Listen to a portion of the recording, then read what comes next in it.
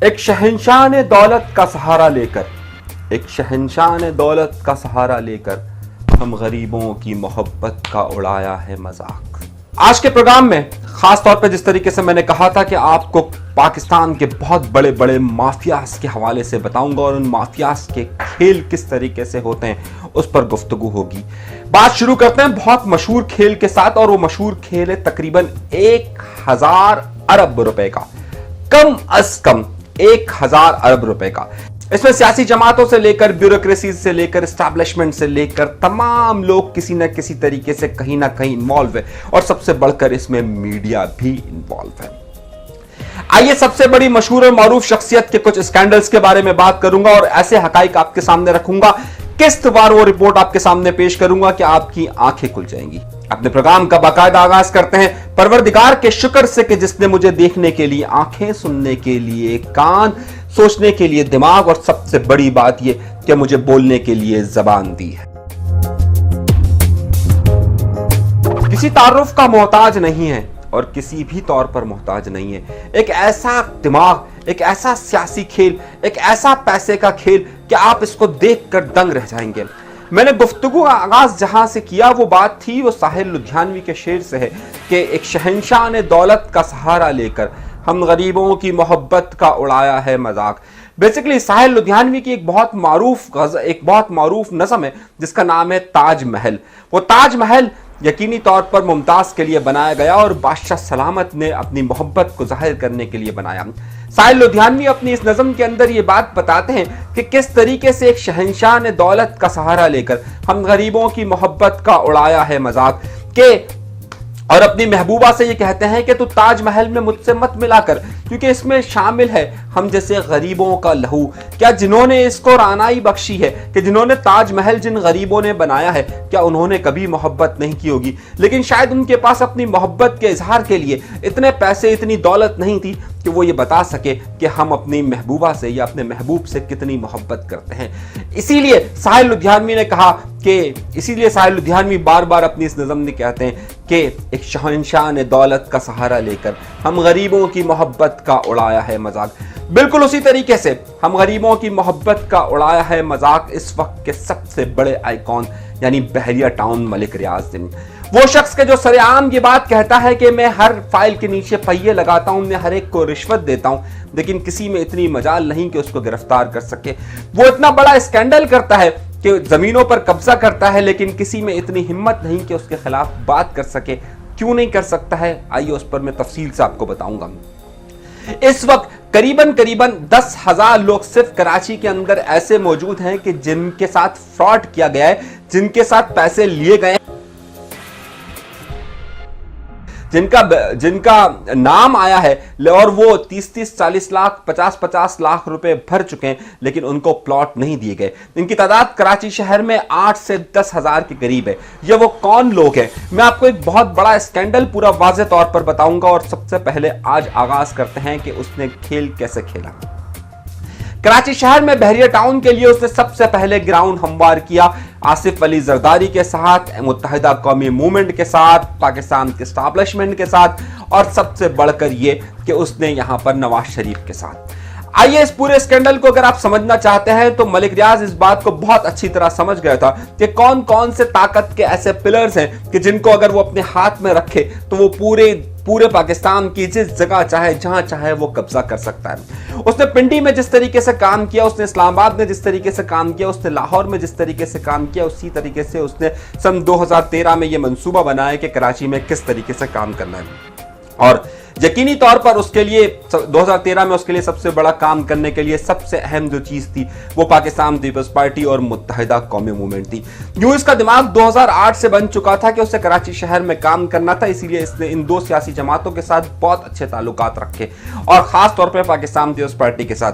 आपको याद होगा कि जब नवाज शरीफ साहब और आसिफ अली जरदारी साहब के दरमियान जब एक समझौता हो रहा था, तो उस वक्त भी कहा जाता है कि कुरान पर हल्फ लेकर शायद मलिक रियाज साहब भी मौजूद थे।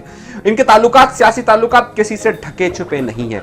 कराची शहर में कब्जा करने के लिए उन्होंने मुत्तहिदा कौमी मूवमेंट को हर तौर पर नवाजने की कोशिश की, यहां तक कि हैदराबाद के अंदर यूनिवर्सिटी बनाने का भी ऐलान किया, जो आज तक नहीं बनी। खैर, मलिक रियाज ने किस तरीके से सियासी लोगों को कब कब कहां इस्तेमाल किया, ये अपनी मिसाल आप है। उन्होंने आसिफ अली जरदारी को अपने हाथ में रखा। बिलावल हाउस जो कि बहरिया टाउन लाहौर के अंदर मौजूद है, वो किसी से ढका छुपा नहीं है। और आसिफ अली जरदारी साहब के लिए मशहूर है कि वो अपने दोस्तों को हमेशा नवाजते हैं।